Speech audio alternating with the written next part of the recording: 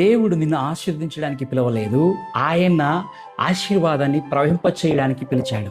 ఆదికాండ పుస్తకం 12వ అధ్యాయం 2వ వచనం దేవుని వాక్యం అంటది, నేను నిన్ను ఆశీర్వదించదును, నీవు ఆశీర్వాద నిధిగా ఉండేదవని. చూడండి ప్రియ సంగమా, ఈ వాక్యాన్ని మనం ఎన్నోసార్లు చదివాం, కానీ ఒక చిన్న విషయాన్ని చాలాసార్లు మనం ఈ దీంట్లో గమనించాం. ఏంటి?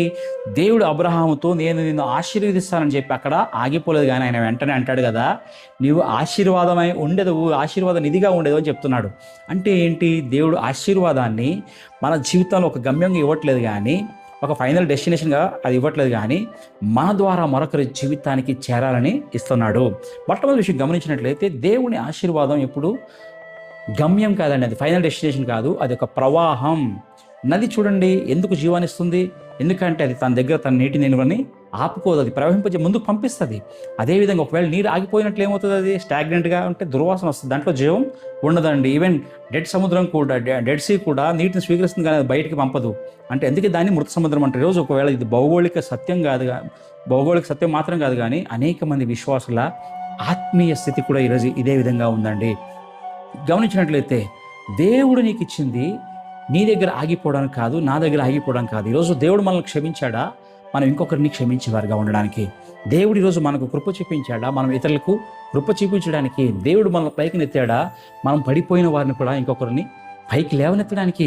దేవుడు ఇంకొకరు మన కన్నీళ్లు తుడిచాడా మనం కూడా ఇతరుల కన్నీళ్లు తుడవడానికండి. దేవుడు మన జీవితంలో ముగియాలని కాదు, కానీ మన ద్వారా ఆయన ప్రారంభం కావాలని కోరుకుంటున్నాడు. ఈ సత్యాన్ని ఈరోజు మన జీవితంలో గ్రహించుకుందాం. దేవుడు అడిగే ప్రశ్న నువ్వు ఎంత పొందుకున్నావని కాదు, కానీ నువ్వు ఎంత ప్రవహించావని. చూడండి, చివరి దినాన దేవుడు లెక్క అడిగిపోయి ఉన్నాడు. ఎన్ని ఆశీర్వాదాలు పొందేవని కాదు, కానీ ఆయన అడిగే ప్రశ్న ఏంటంటే, నీ ద్వారా నా ద్వారా ఎన్ని జీవితాలు మారాయని.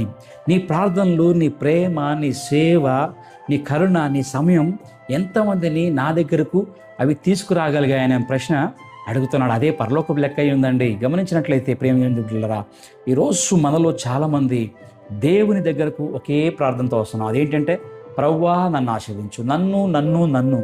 కానీ గమనించండి, ఈరోజు దేవుడు మనతో ఇలాగ అంటున్నాడు, నేను నిన్ను ఆశీర్వదిస్తే నీ ఆశీర్వాదం నీ దగ్గర ఆగిపోతుందా?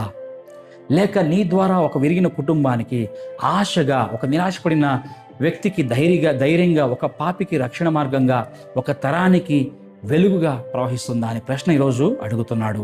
ఈరోజు మనకు ప్రార్థన మార్చుకుందామండి. ప్రభువా నన్ను ఎక్కువగా ఇవ్వమని అడగడం లేదు, కానీ నీవు ఇప్పటికి ఇచ్చింది నా దగ్గర ఆగిపోకుండా చెయ్యని అడుగుదాం.